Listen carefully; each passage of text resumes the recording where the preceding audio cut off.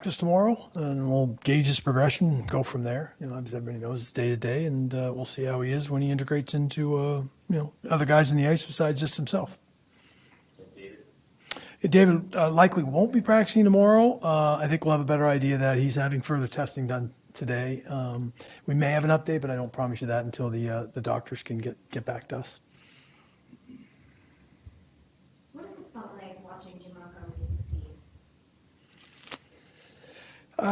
Well, I mean, obviously he's running our team, so you're pretty happy that he's having success, and happy for him personally, but most importantly for him guiding the team. And I think it resonates pretty loudly how appreciative he is of the opportunity, and how special he thinks the Bruins organization is. So I think it reflects well on him, but obviously it's all about the team, and he's the first to tell you that.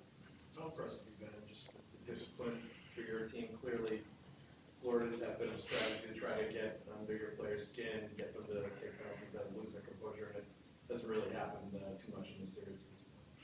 Our guys have done a really good job trying to play between the whistles. We've been talking about this internally, that we think Brad has done a really, really good job of taking a leadership role. As an important player for our club on the ice, and now with obviously Patrice and David leaving, and I think he's assumed a lot of those responsibilities, done a heck of a job, and he's got a lot of support in behind it, with Nick and even Orly, who's won the Stanley Cup. So we have a lot of guys that are trying to do all the things on and off the ice that it takes each day. It's a game by game thing, trying to play to our standards and how we want to. Jimmy talks about to get to our game.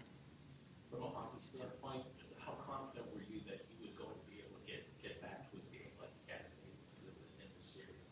Because you struggled down the stretch, and you talked about it. Well, Brad holds himself to a really high standard, and he's earned that right. In fact, he's been one of the best left wingers in the National Hockey League for a number of years now, and he went through a really difficult off season, for his what would be normal for him.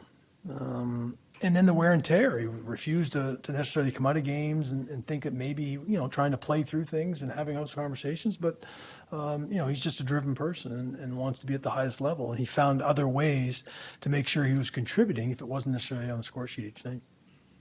The fact that Chris could just be here, take care of his business, not have to do the wear and tear of the crowd. How much did this, 4 or 5 day segment help him to progress in the way he can practice? Really goes on the medical advice as to what's best for him. They ruled out that they just didn't think it would be in his best interest to be available for either one of those games, and they took the necessary time. But he's been working hard, and we'll see how that progression translates tomorrow and go.